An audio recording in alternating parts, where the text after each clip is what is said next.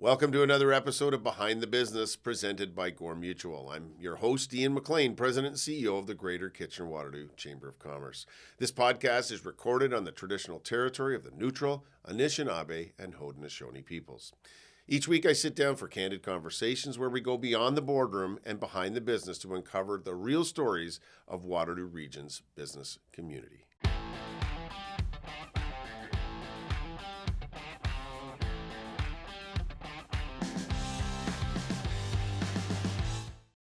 Today we're talking with Precious Julius, the founder of Last Minute Gallery. What started as a small passion project has grown into an award-winning, dynamic platform that is reshaping the art scene in Waterloo Region. Precious creates immersive, hands-on experiences where audiences don't just view art, they actively participate, collaborate, and leave their mark. Events like the Art Experience that showcases emerging artists and builds strong connections with the community. In this episode, we'll hear about his journey from concept to award-winning event impact, the lessons learned along the way, and how creativity can be a powerful driver for community. So join me as we go behind the business with Precious Julius. Well, it's a pleasure to have you here with us today, Precious. Thanks so much for spending time with us. Absolutely. It's my pleasure to be here today. I'm looking forward to our conversation. Well, let's start at the beginning. You share a bit about your early personal and professional journey, and what sort of inspired you to step full time into the arts and create Last Minute Gallery. What was it that got you headed in that direction? Yeah, absolutely. So, growing up as a child, I've always loved art. I've been passionate about arts. However, growing up in an African home, it's quite different, right? And the noble path that you're supposed to take on is either you become a doctor, an engineer, or a lawyer, right? And so telling my parents that I wanted to do art and be an artist wasn't really accepted, right? It was frowned upon. Like, you have to get a job, you have to make money. And those paths seemed like the most likely path that are going to give you what you need, right? So I decided to, listen to my parents, and I got a bachelor's degree in applied health information science. And my dream was to be a medical doctor, but I decided to put that on the side while I focused on my passion for creating. I did work in the corporate world for some time. I worked as a customer service representative. I did a little bit of tech support as well as sales. Kudos to those that are in sales, because that was a tough one for me. Yeah. But one thing I realized was that all of that experience has actually shaped me to be who I am today as an entrepreneur, because it helped me with building relationships in terms of also communicating, right? So while working in the corporate world, I also was doing my work on the side, like my paintings. And so a friend of mine advised me to put myself out there. Let me be more visible so that people can also see my work and purchase. So I was kind of skeptical about it, because I believe every artist, when they create, they don't create with the intention of selling at first. They just want to create just for the love of creating. But I decided to put myself out there. So I applied to a few galleries. I got rejected, but I was able to sell my work at a few art markets, and I sold my first painting for the first time. It was an amazing experience. And in that moment, I realized that our region do not have a significant platform that actually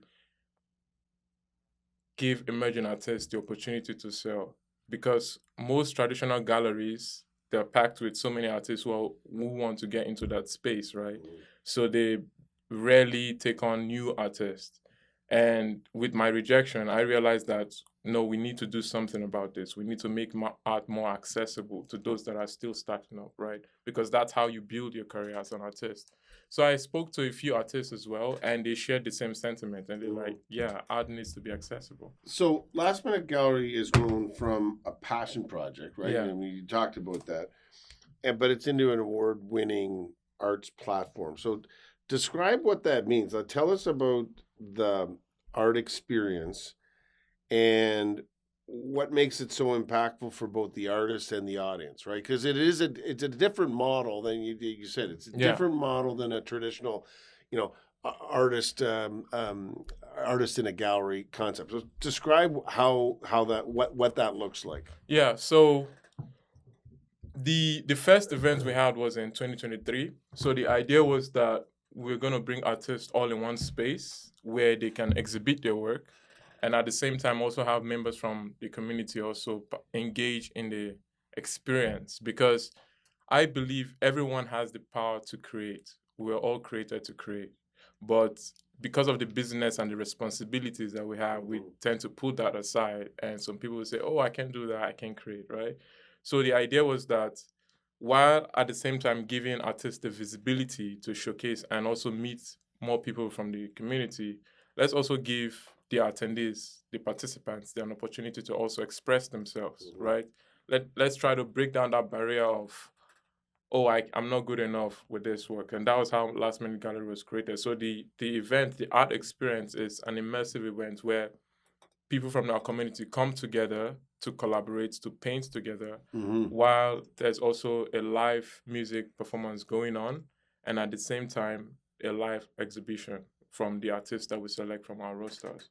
And that is different, you know, of the live experience or you say the art experience, but a group together, right? That it's not the solitary.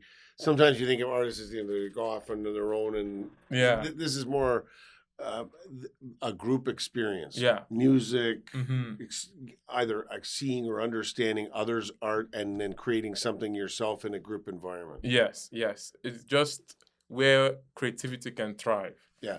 Because we need that. And studies show that there's a correlation between mental health and the arts.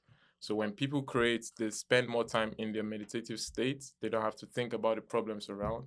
And that was why we decided to do that, because whenever we are in a room where other people are creating, it brings up that creative aspect of ourselves as well. Well, no question there'd be an energy.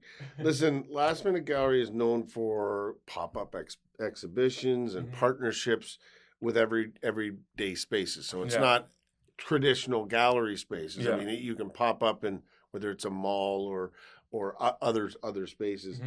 Walk us through the business model, because I'm interested in one of the challenges that the art sector has is it is a really tough business model. Yeah.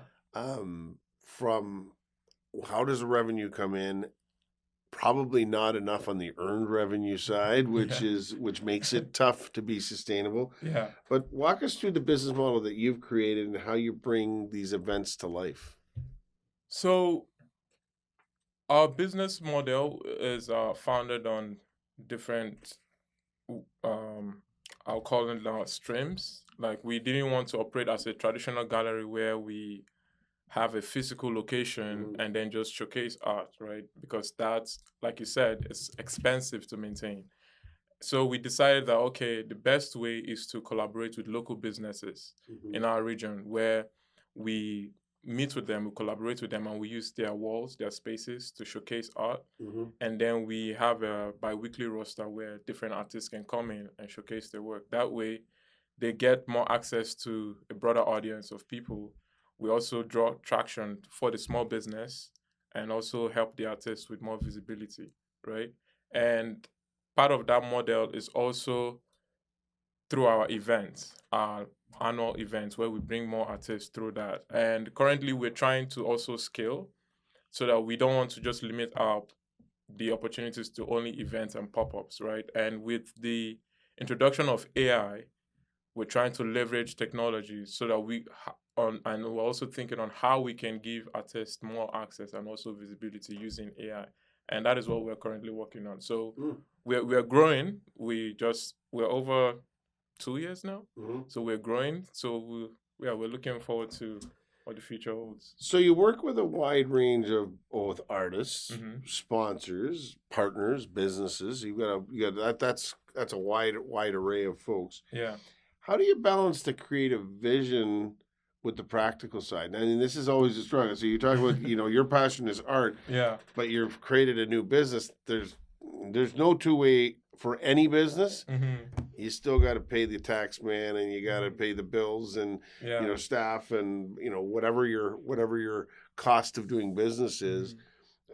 you still have to do both sides of that. So how do you balance the creative vision and that part which I love, the practical side of doing the nitty gritty of running a business like Last Minute Gallery, and what does that tell you about yourself as a leader? Like how do you have to balance that? How do you and you're the leader. You're the one that's got to give that vision Yeah. and get all those things done. Yeah. So it's tough.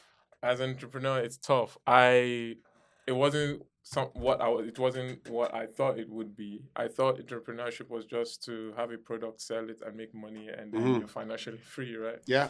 But from a creative standpoint,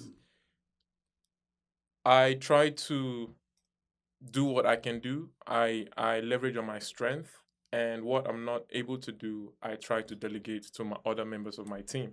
For instance, I'm responsible for securing the partnerships, the sponsorships, and also like putting out the grant applications for funding, right? That's what I'm good at. That is my strength.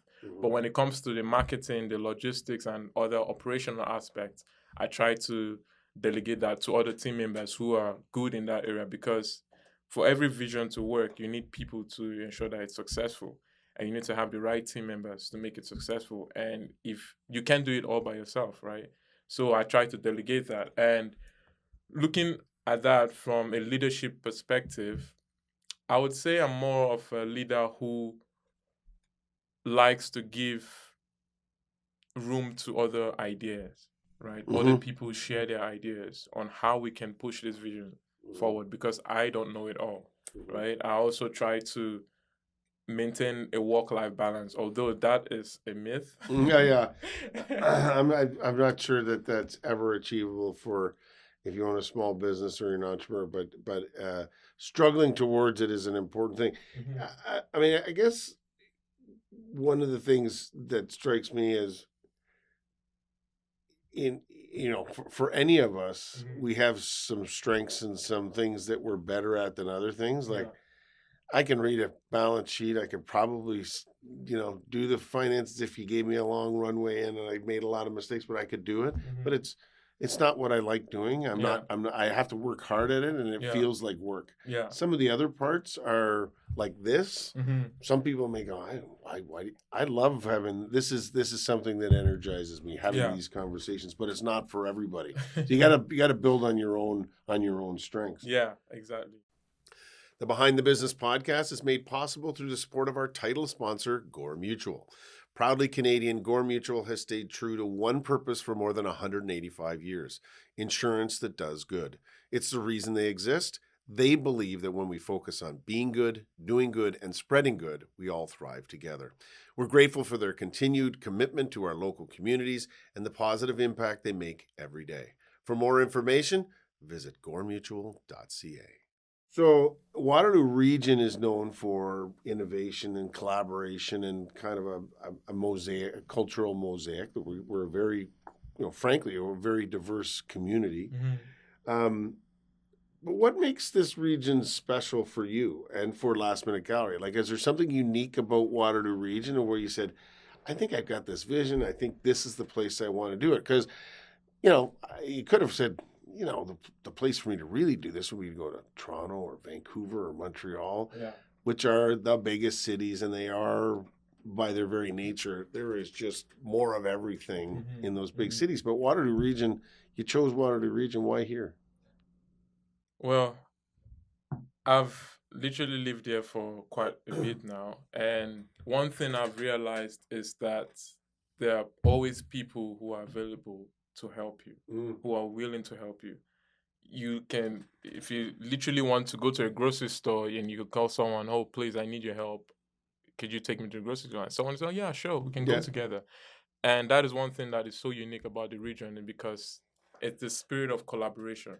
Everyone is willing to help you. And in business, collaboration is very important, because you can't do business alone, right? Like I said, every great vision needs people, and you have to be out there too. So share your vision, share with people who are in the community, who are willing to help you, right? And that is one thing I realized about the region, because so many people who even when I went to pitch at different organizations, and we didn't win those pitches, right? We didn't get the grants. However, after the event, people would approach me and be like, "Oh, I love your vision. I would like to invest as a private donor," right? Those kind of things. You would rarely see those kind of things outside the region. And that was why I decided that, you know what? And also, Waterloo Region is a growing region. So we need more artistic and cultural engagement that remains unmet. So with this initiative, with the art experience, that is what we are trying to bring into our region so that we can make Waterloo Region a global hub for art. Now you made that some version of that comment in your remarks because you were award winner at our BDC Small Business Awards Gala week or two ago. I don't know, I've lost track of the calendar, but recently. Yeah. And I think you looked resplendent in your in Nigerian ceremonial dress. It was fantastic, and we were talking just before we started. I have some family roots in Nigeria, so it was great to see. Yeah. So, but winning the Event Impact Award at the 2025 Small Business Awards, what does the recognition mean for you and your team? And how do you think it will impact, presumably positively for the rest of the local arts community? Like, recognizing the impact that you've had in not only art space, but also as an ongoing business is something to celebrate. Yeah, absolutely. And thank you very much. Because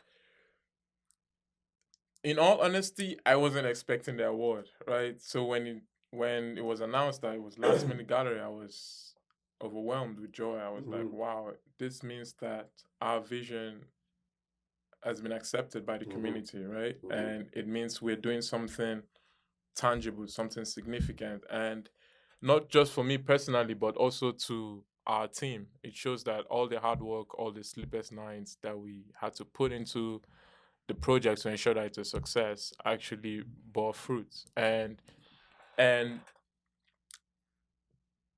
the award has a significant impact in our community because it shows that the region also appreciates the arts, right?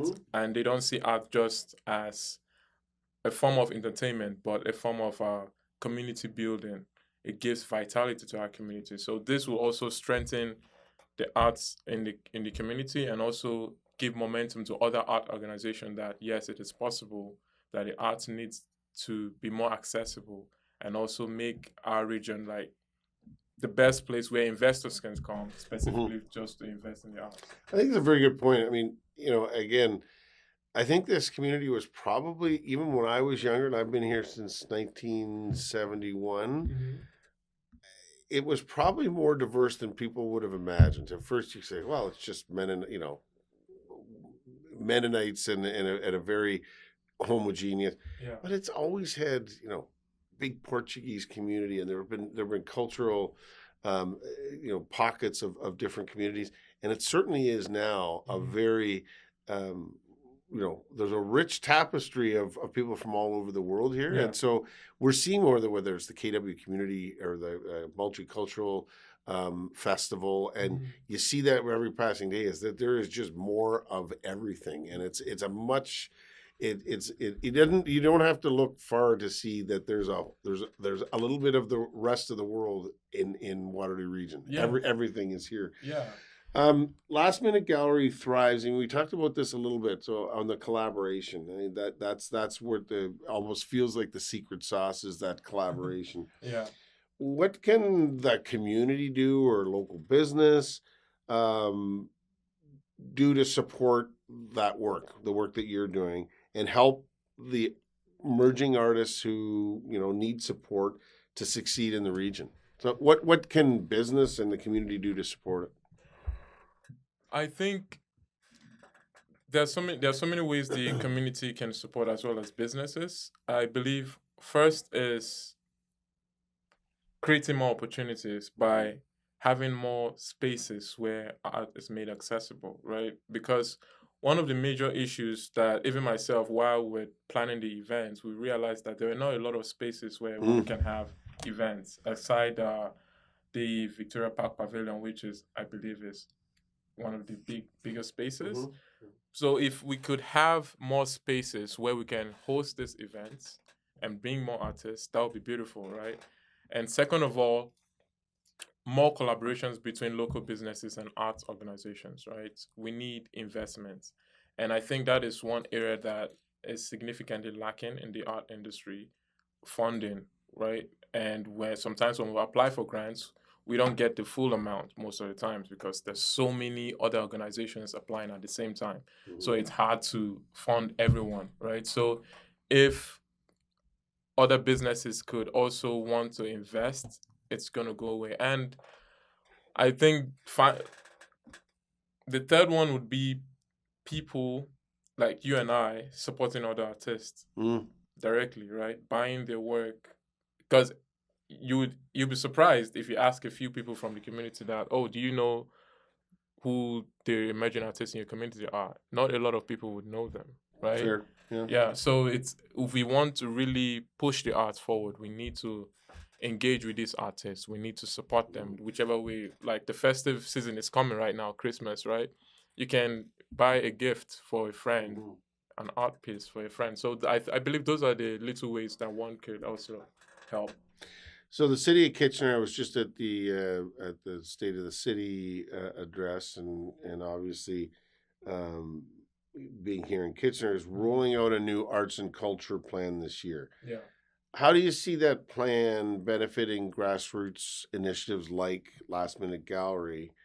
And what opportunities do you think they have tried to embed in the new plan to support or encourage emerging artists in 2025 and beyond?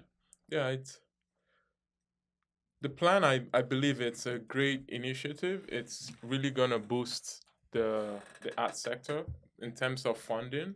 Now more organizations will be able to have access to funds, which would also help them, like for ourselves, help our event to be better, to serve more artists. Because over the years, if you follow our progress, we've not been able to showcase beyond a certain number of artists because of limited funding. Now, with this plan, I believe it's going to give us more access to funds so that we can expand our reach to have more artists, and then that way we can compensate artists for their work, right? And it will also, I believe it will also help in building spaces in the region to make some unutilized spaces more accessible.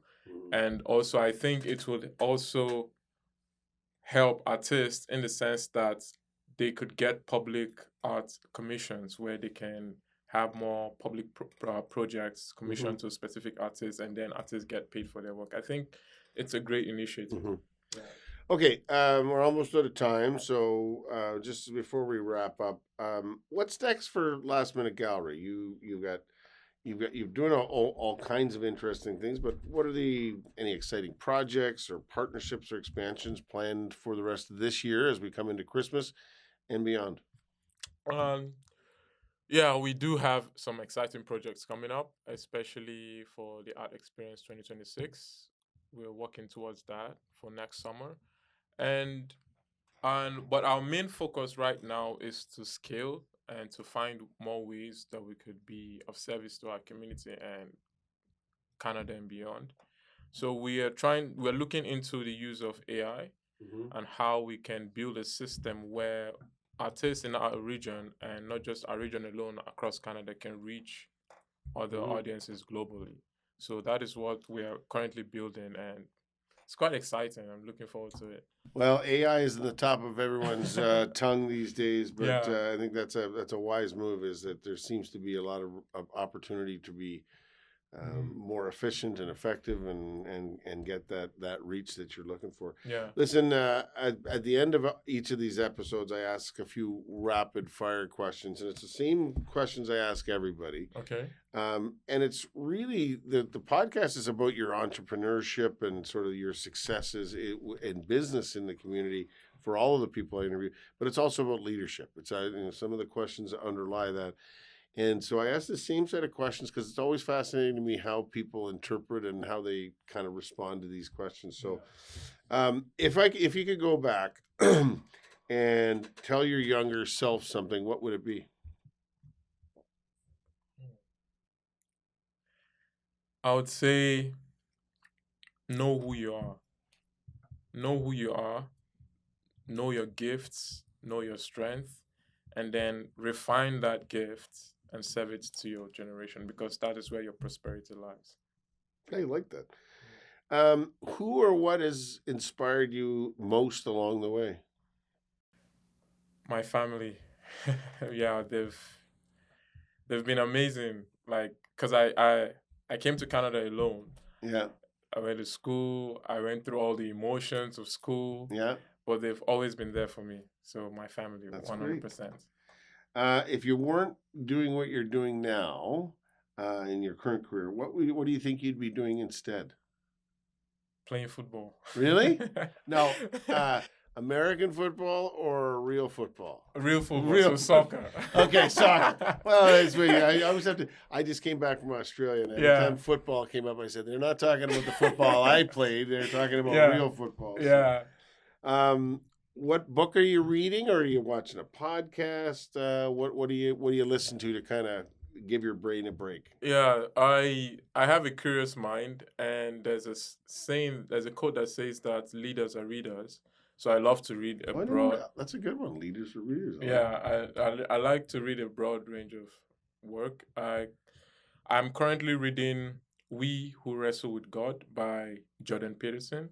It's a great book. It explores our nature with God and humanity. Mm-hmm. And for podcasts, I enjoy listening to Jay Shetty on Purpose. And also, I love to listen to, because I have spiritual mentors like Miles Monroe and a preacher from Nigeria. His name is Apostle Joshua Selman. I enjoy listening to his teaching. So those are the kind of things that keep my mind engaged. Yeah. Okay, and what's one of your favorite local businesses here in Waterloo Region? Where do you go? Where's your go-to? Oh, for all ice cream. So a Joy. You going to see in the Kitchener Joy. or the Waterloo one? In Kitchener. In Kitchener? Yeah. My friend introduced me to it, and ever since then, I've never stopped. Oh, it's the best. My girl, we got all kinds of empty jars that need to go back periodically from the girls because they get their ice cream there. That's a good one. Yeah. Okay. If anyone wants to be in touch with you, what's the best place for anyone watching or listening to connect with you or learn more about the work that you're doing? So they can reach us on social media, Last Minute Gallery, and on our website, lastminutegallery.com. Well, thank you so much for spending time with us today. I know I always say this, but it's so true, is one of the most precious commodities for someone like you, Precious, is time. And so thank you for spending some of your time with us and sharing your story. Really appreciate it. Thank you so much. It was a pleasure being here. Thank you for joining us for another episode of Behind the Business, proudly presented by Gore Mutual, insurance that does good. New episodes drop every Thursday, so be sure to tune in next week. You can also visit greaterkwchamber.com to catch up on past episodes anytime. We'll see you next time as we continue to go Behind the Business.